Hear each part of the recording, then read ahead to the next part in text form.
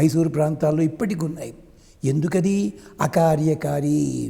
నువ్వు ఎక్కడెక్కడో పనులు చేశావు, ఆఖరికో మహానుభావుడు కోట్లు సంపాదించి ఇంటి కమ్మోడులో కూడా బంగారంతో 20 కిలోల బంగారంతో లక్ష్మీ విగ్రహం పెట్టుకున్నాడు మహానుభావుడు. వాడు అకార్యకారి. తప్పు కదండి అది.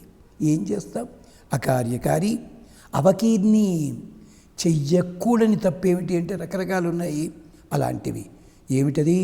సత్యభామకి ద్రౌపదీదేవి చెప్తుంది, అమ్మా, నీ పిల్లవాడు కానీ, రుక్మిణి కొడుకు కానీ, జాంబవతి కొడుకు కానీ, ఎవరి కొడుకులైనా యువకులైన తర్వాత వాళ్లతోటి ఏకాంతంలో మాట్లాడవద్దు, నువ్వు గుర్తుపెట్టుకో అంది. ప్రమాదాలు ఏమవుతో చూశారు కదా. ఇది ఏనాడో వ్యాసుడు చెప్పించాడు జాగ్రత్తగా. అవకీర్ణి అంటే అలాంటి పాపాలు చేసిన వాళ్ళు, అది గుర్తుపెట్టుకోవాలి. అందుకనే ప్రాచీన సాంప్రదాయంలో యువకుడైన పిల్లవాడితోటి తల్లి కూడా ఏకాంతంలో మాట్లాడదు, వ్యక్తురాలైన ఆడపిల్లతోటి తండ్రి కూడా ఏకాంతంలో ఏనాడు మాట్లాడడు. అది ఉంది సాంప్రదాయంలోను.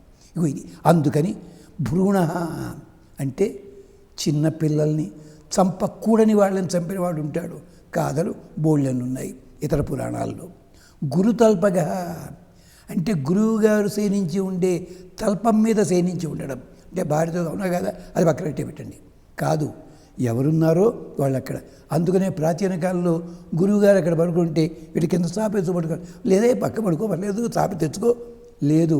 గురుతల్పగ. వరుణ, ఈ మహానుభావుడు ఈ పాపాలు తొలగిస్తాడట. ఎక్కడుందండి అవకాశం? ఎవరండి ఇలాంటి వాళ్ళు? చెప్పాలా? పెళ్ళిలో కార్యక్రమం ఉంది తెలుసా అండి? ఏమిటది?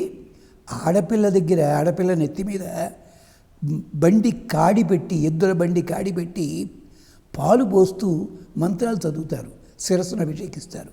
పెళ్ళికొడుకు అక్కడే ఉంటాడు. ఎందుకండి ఈ కార్యక్రమం? ఈ కార్యక్రమం మాఘ స్నానానికి సంబంధించిన కార్యక్రమం.